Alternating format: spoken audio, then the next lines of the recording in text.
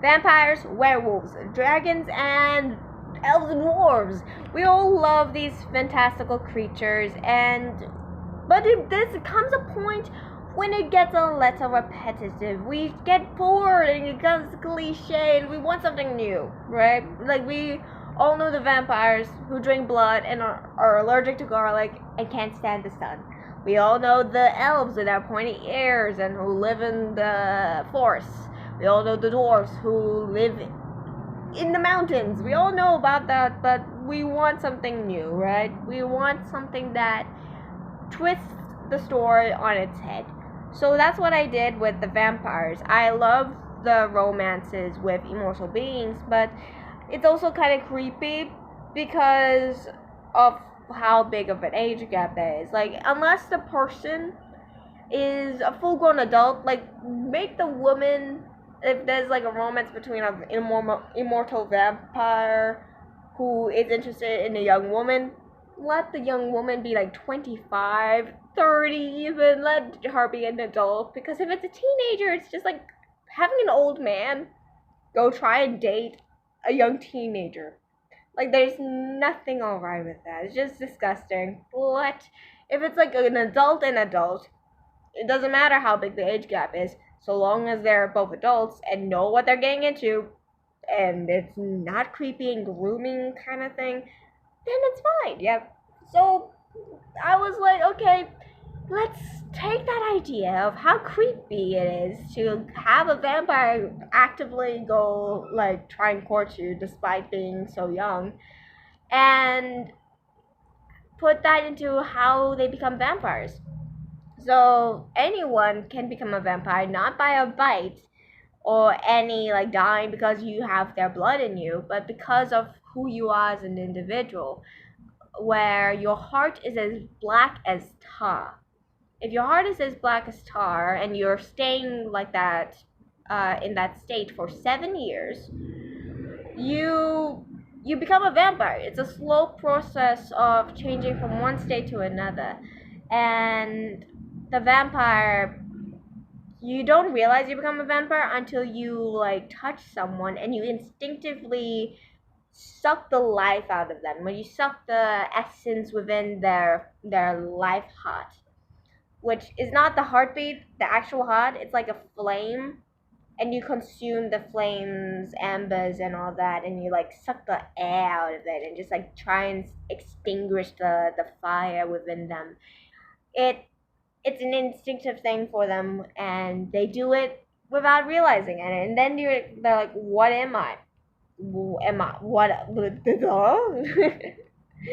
So yeah, I got the energy vampire idea through my mom when she was talking about toxic individuals and how they suck the life out of you. So I came up with that idea from her.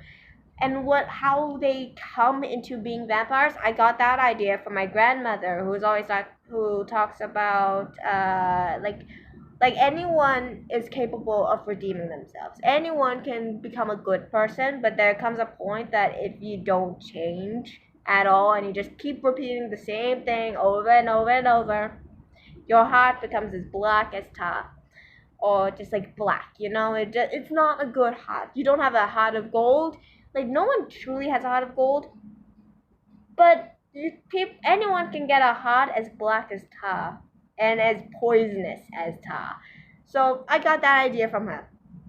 And then, because of the vampires and how they came to being, I thought, okay, there has to be magic in this world. Alright, but how does it show up?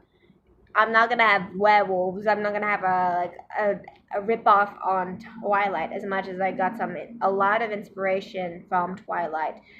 So I thought, I had another idea in the past where I thought, why not have a romance between a vampire and a fairy? Let's change the fairy to a witch. And this witch can touch into the ley lines and use its power to manipulate the world. This witch can look into a mirror or look into any reflective source and look through that mirror to whatever destination she has in mind.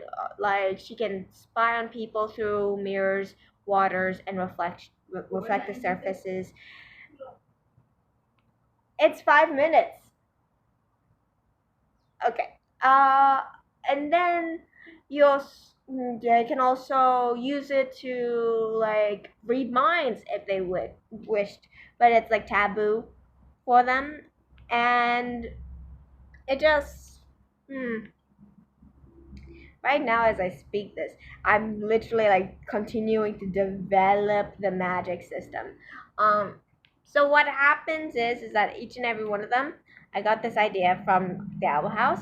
Every one of them has a tank, right?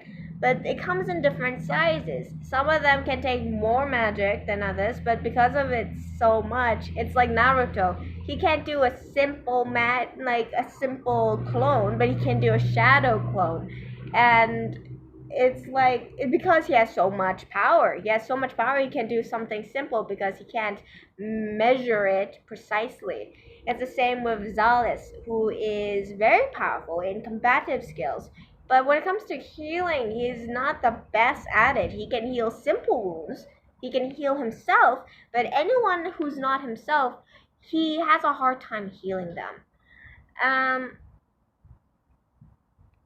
So mind you, the vampires and witches, they both have the same, like, some skills they share, but they're like the Jedi and the Sith. The Sith are willing to do things that the Jedi aren't willing. They can't read minds, but they can read soul signatures, so they can tell if you're a Jedi or not, just by sensing you and just by knowing that, oh, this guy is a fraud. He's not a vampire. He's not a normal person. He's a guy who has a really, really, really big tank, like a chunker tank, and that causes Zalis a lot of problems later on in the story. But not gonna spoil anything. So yeah, that's how I came up with the idea of the vampires and the witches and the magic system. I got it both from my mom and my grandmother, as well as some from the songs from Star Wars, from Twilight, as mentioned, the Vampire Diaries, and that's about it. That's like 4 sources, 4 or 5. Like mom, grandma, songs, Jedi, Vampire Diaries, and 6. That's 6. 6 sources for the magic system. So that's it for today.